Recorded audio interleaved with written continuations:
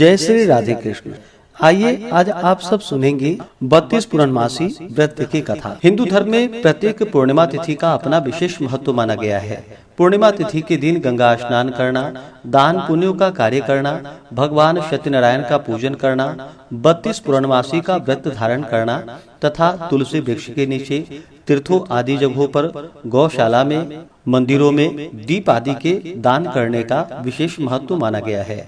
वहीं पे ज्येष्ठ पूर्णिमा तिथि के दिन कुछ जगहों पर वट पूर्णिमा का व्रत भी धारण किया जाता है, जो कि बहुत से जगहों पर ज्येष्ठ अमावस्या पर किया जाता है और कुछ जगहों पर ज्येष्ठ पूर्णिमा तिथि के दिन वट सावित्री का व्रत भी धारण किया जाता है और इस दिन वट वृक्ष की पूजा की जाती है। ज्येष्ठ मास की पूर्णिमा तिथि प्रारंभ समय 10 जून 2025 दिन मंगलवार सुबह 11:36 और पूर्णिमा तिथि की समाप्ति 11 जून 2025 दिन बुधवार को दोपहर 1:14 पे पूर्णिमा तिथि की समाप्ति है। तो व्रत का पूर्णिमा जो व्रत धारण किया जाता है तो इसे चंद्रोदय व्यापनी ली जाती है। तो चंद्रोदय व्यापनी के अनुसार 10 जून 2025 दिन मंगलवार को सभी भक्तजन व्रत को धारण करेंगे और 11 जून को स्नान दान की पूर्णिमा है। 10 और 11 जून को ब्रह्म मुहूर्त का समय सुबह 4:02 से सुबह 4:42 तक होगा। सूर्योदय का समय सुबह 5:07, सूर्यास्त शाम 6:48 होगा। चंद्रोदय का समय शाम 6:12 होगा। राहु काल का समय दोपहर 3:22 से शाम 5:05 तक होगा और 11 जून को राहु काल सुबह 11:57 से दोपहर 1:40 तक होगा। राहु काल समय के दौरान कोई भी शुभ कार्य या नया कार्य नहीं करना चाहिए, इस बात का ध्यान रखें। 10 और 11 जून को प्रातः काल पूजा का शुभ मुहूर्त सुबह 4:22 से सुबह 5:23 तक होगा। शाम को पूजा का शुभ मुहूर्त शाम 7:19 से रात्रि 8:19 तक होगा। 10 जून को अभिजीत मुहूर्त का समय सुबह 11:53 से दोपहर 12:49 तक होगा। 11 जून को अभिजीत मुहूर्त नहीं है। 10 जून को विजय मुहूर्त का समय दोपहर 2:40 से दोपहर 3:21 तक होगा। अमृत काल का समय सुबह 6:22 से सुबह 8:18 तक होगा। 10 जून को रवि योग बन रहा है, जो कि सुबह 5:23 से शाम 6:02 तक होगा, जो कि बड़ा अच्छा संयोग बन रहा है। नक्षत्र अनुराधा होगा शाम 6:02 तक, उसके बाद ज्येष्ठा नक्षत्र होगा। योग सिद्धि योग होगा दोपहर 1:45 तक, उसके बाद श्राद्ध योग होगा। 11 जून को अमृत काल का समय सुबह 10:35 से दोपहर 12:20 तक होगा। तो बोलिए प्रेम से भगवान विष्णु की जय, माता लक्ष्मी की जय, भगवान भोलेनाथ की जय, माता पार्वती की जय, सर्व देवी देवता की जय। बहुत समय पहले की बात है। एक बार मैया यशोदा ने भगवान श्री कृष्ण से पूछा कि हे कृष्ण, तुम सारे संसार के उत्पन्न करता, पोषक तथा उसके संहार करता हो। आज कोई ऐसा व्रत मुझे कहो जिसके करने से मृत्यु लोक में स्त्रियों को विधवा होने का भय न रहे तथा यह व्रत सभी मनुष्यों की मनोकामनाएं पूर्ण करने वाला हो। तब भगवान श्री कृष्ण कहने लगे कि हे माता, आपने बड़ा ही सुंदर प्रश्न किया है। मैं आपसे ऐसे ही व्रत को सविस्तार कहूँगा। सौभाग्य की प्राप्ति के लिए स्त्रियों को 32 पूर्णमासियों का व्रत करना चाहिए। इस व्रत के करने से स्त्रियों को सौभाग्य संपत्ति मिलती है। यह व्रत अचल सौभाग्य को देने वाली एवं भगवान शिव के प्रति मनुष्य मात्र की भक्ति को बढ़ाने वाला है। यशोदा माता ने कहा कि हे कृष्ण, सर्वप्रथम इस व्रत को मृत्यु लोक में किसने किया था, इसके विषय में मुझे सविस्तार कहो। भगवान श्री कृष्ण कहने लगे कि इस भूमंडल पर एक अत्यंत प्रसिद्ध राजा, जो कि चंद्रहास नाम से पालित अनेक प्रकार के रत्नों से परिपूर्ण कातिका नाम की एक नगरी थी। वहाँ पर धनेश्वर नाम का एक ब्राह्मण रहता था और उसकी स्त्री अति सुशीला रूपवती थी। दोनों ही उस नगरी में बड़े ही प्रेम के साथ रहते थे। घर में धन धान्य आदि किसी भी वस्तु की कोई कमी नहीं थी। उनको एक बड़ा सा दुख था कि उनके पास उनकी कोई संतान नहीं थी। इस दुख से वह अत्यंत दुखी रहते थे। एक समय एक बड़ा तपस्वी योगी उस नगरी में आया। वह योगी उस ब्राह्मण के घर को छोड़कर अन्य सब घरों से भिक्षा लाकर भोजन किया करता था। रूपवती से वह भिक्षा नहीं लिया करता था। उस योगी ने एक दिन रूपवती से भिक्षा न लेकर किसी अन्य घर से भिक्षा लेकर गंगा किनारे जाकर भिक्षान्न को प्रेम पूर्वक खा रहा था कि धनेश्वर ने योगी का यह सब कार्य किसी प्रकार से देख लिया।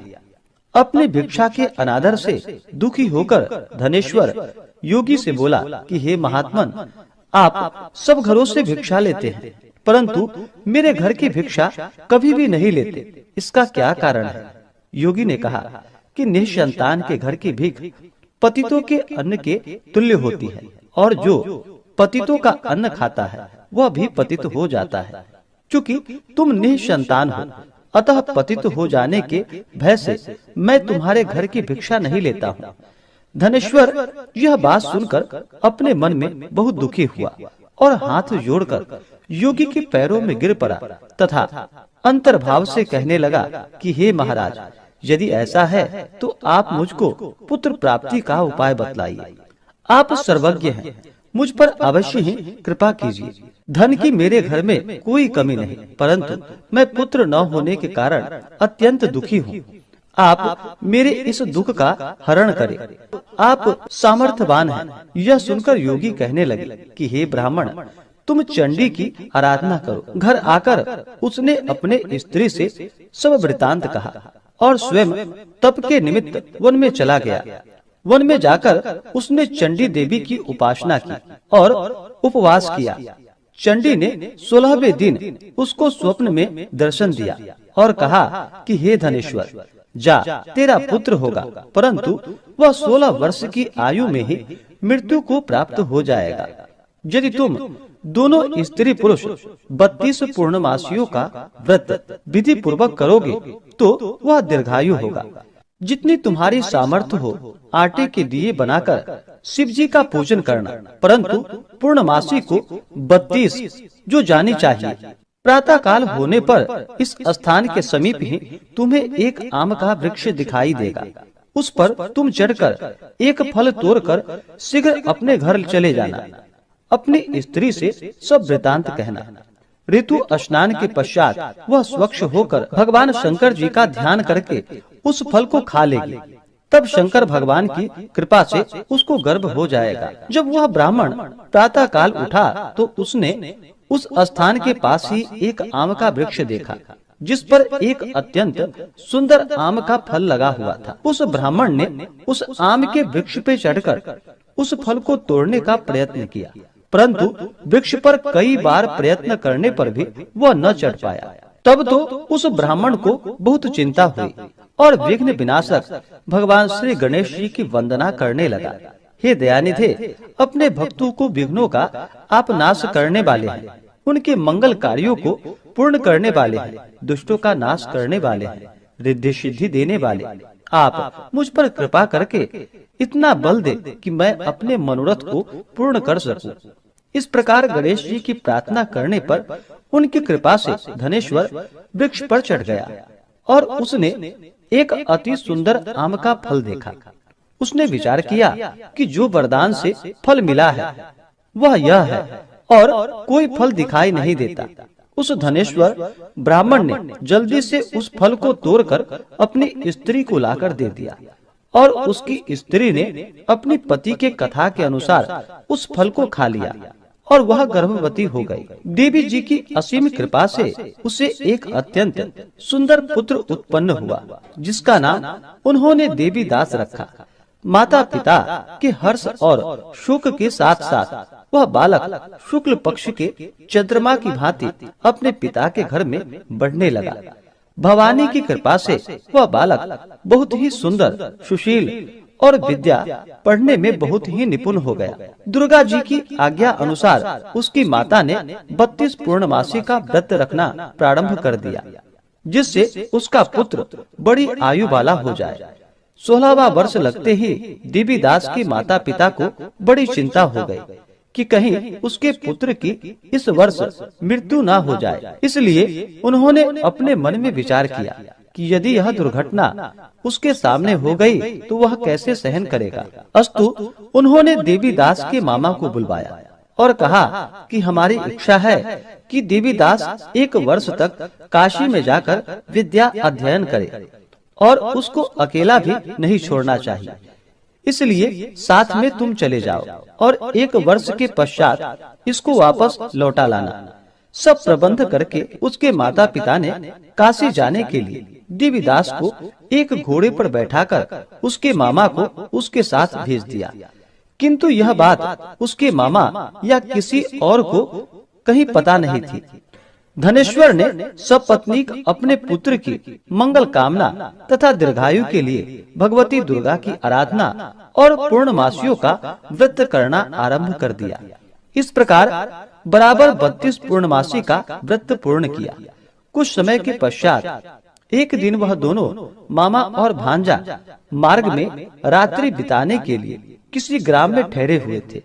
उस दिन उस गांव में एक ब्राह्मण की अत्यंत सुंदर, सुशील, विदुषी और गुणवती कन्या का विवाह होने वाला था। जिस धर्मशाला के अंदर वर और उसकी बारात ठहरी हुई थी, उसी धर्मशाला में देवीदास और उसके मामा भी ठहरे हुए थे।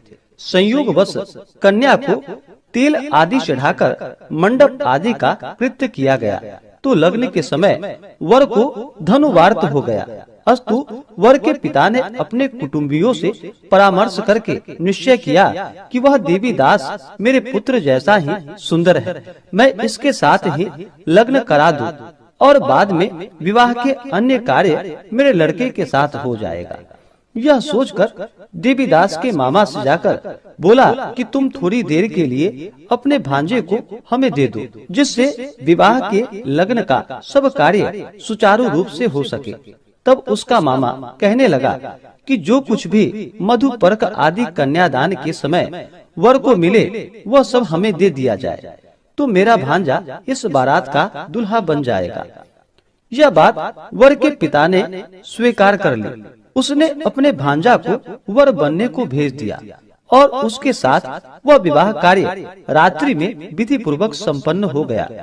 पत्नी के साथ वह भोजन न कर सका और अपने मन में सोचने लगा, न जाने यह कैसे स्त्री होगी। वह एकांत में इसी सोच में गर्म निश्वास छोड़ने लगा। तब उसकी आंखों में आंसू भी आ गए। तब वधू ने पूछा कि क्या बात है, आप इतने उदास व दुखी क्यों हो रहे हैं। तब उसने सब बातें जो वर के पिता व उसके मामा में हुई थी उसको बतला दी। तब कन्या कहने लगी कि यह ब्रह्म विवाह के विपरीत हो कैसे सकता है। देव, ब्राह्मण और अग्नि के सामने मैंने आपको ही अपना पति बनाया है, इसलिए आप ही मेरे पति हैं। मैं आपकी ही पत्नी रहूंगी, किसी अन्य की कदापि नहीं। तब देवीदास ने कहा कि ऐसा मत करिए, क्योंकि मेरी आयु बहुत थोड़ी है। मेरे पश्चात आपकी क्या गति होगी, इस बातों को अच्छी तरह विचार लो। परंतु वह दृढ़ विचार वाली थी। बोली कि जो आपकी गति होगी वही मेरी गति होगी। हे स्वामी, आप उठिए और भोजन करिए, आप निश्चय ही भूखे होंगे। इसके बाद देवीदास और उसकी पत्नी दोनों ने भोजन किया तथा शेष रात्रि वे सोते रहे। प्रातः काल देवीदास ने अपने पत्नी को 3 नगों से जड़ी हुई एक अंगूठी दी, एक रुमाल दिया और बोला कि हे प्रिय, इसे ले लो और संकेत समझकर स्थिर चित्त हो जाओ। मेरा मरण और जीवन जानने के लिए एक पुष्प वाटिका बना लो, उसमें सुगंधी वाले एक नव मल्लिका लगा लो, उसको प्रतिदिन जल से सींचा करो और आनंद के साथ खेलो कूदो तथा उत्सव मनाओ। जिस समय और जिस दिन मेरा प्राणांत होगा ये फूल सूख जाएंगे और जब ये फिर हरे हो जाएं, तो जान लेना कि मैं जीवित हूँ। यह बात निश्चय करके समझ लेना, इसमें कोई संशय नहीं। यह समझाकर वह चला गया। प्रातः काल होते ही वहाँ पर गाजे बाजे बजने लगे और जिस समय विवाह के कार्य समाप्त करने के लिए वर तथा सब बाराती मंडप में आए तो कन्या ने वर को भली प्रकार से देखकर अपने पिता से कहा कि यह मेरा पति नहीं है, मेरा पति वही है जिसके साथ रात्रि में मेरा पानी ग्रहण हुआ था। इसके साथ मेरा विवाह नहीं हुआ। यदि यह वही है तो बताए कि मैंने इसको क्या दिया। मधुपर्क और कन्यादान के समय जो मैंने भूषण आदि दिए थे उन्हें दिखाए तथा रात में मैंने क्या गुप्त बातें कही थी वह सुनाए। पिता ने उसके कथानुसार वर को बुलवाया। कन्या की यह बातें सुनकर वह कहने लगा कि मैं कुछ नहीं जानता। इसके पश्चात लज्जित होकर वह अपना सा मुंह लेकर वहाँ से चला गया और सारी बारात भी अपमानित होकर वहाँ से लौट गई। भगवान श्री कृष्ण बोले कि हे माता, इस प्रकार देवीदास काशी विद्या अध्ययन के लिए चला गया। जब कुछ समय बीत गया तो काल से प्रेरित होकर एक सर्प रात्रि के समय उसको डसने के लिए वहाँ पर आया। उस विषधर के प्रभाव से उसके शयन का स्थान चारों ओर से विष की ज्वाला से विषैली हो गई, परंतु वृत्रराज के प्रभाव से उसको काट नहीं पाया, क्योंकि पहले ही उसकी माता ने 32 पूर्णमासी का व्रत कर रखा था।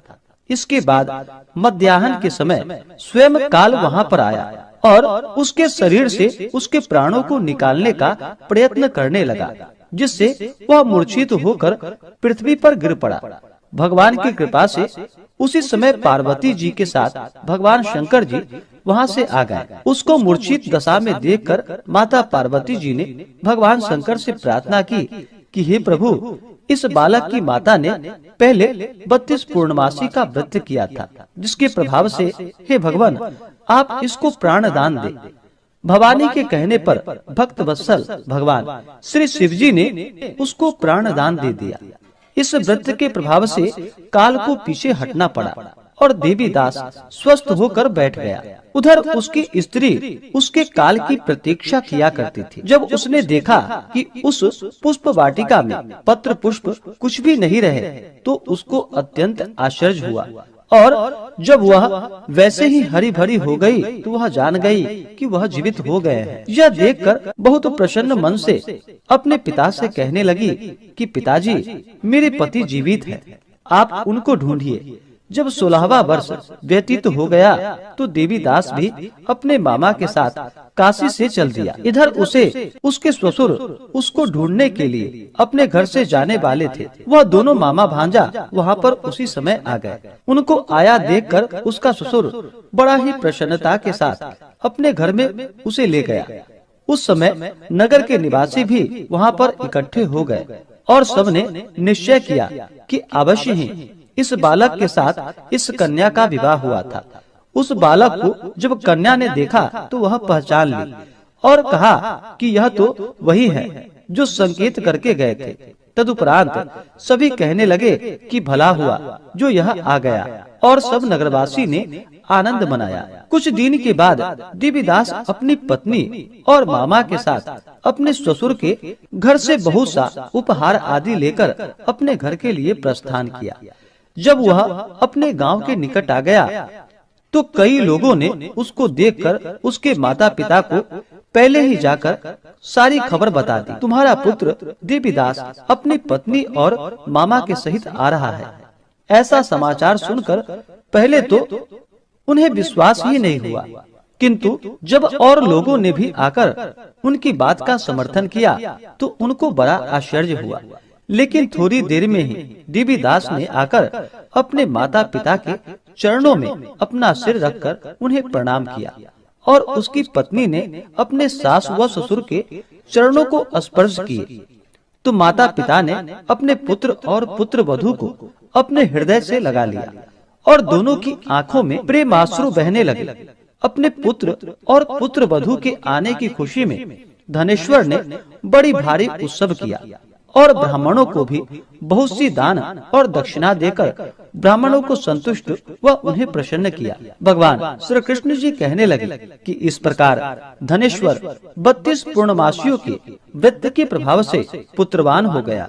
जो भी स्त्रियां इस व्रत को करती हैं, वे जन्म जन्मांतर में वैधव्य का दुख नहीं भोगती और सदैव सौभाग्यवती रहती हैं। यह मेरा वचन है, इसमें कोई भी संदेह नहीं है। यह व्रत पुत्र पौत्रों को देने वाला तथा संपूर्ण मनोकामनाओं को पूर्ण करने वाला है। 32 पूर्णमासियों के व्रत करने से व्रती की सभी इच्छाएं भगवान शिव जी की कृपा से पूर्ण हो जाती हैं। तो बोलिए प्रेम से भगवान विष्णु की जय, माता लक्ष्मी की जय, भगवान श्री कृष्ण की जय, भगवान भोलेनाथ की जय, माता पार्वती की जय, सर्व देवी देवता की जय। तो आशा करता हूँ कि यह जानकारी आपको अच्छा लगा हो। ऐसे ही ज्ञानवर्धक जानकारियाँ प्राप्त करते रहने के लिए चैनल पे अगर आप पहली बार आए हैं तो चैनल को लाल बटन दबा करके सब्सक्राइब करें, साथ में बेल आइकन घंटी को दबाएं ताकि आने वाली वीडियो का नोटिफिकेशन आपको समय से मिलता रहे।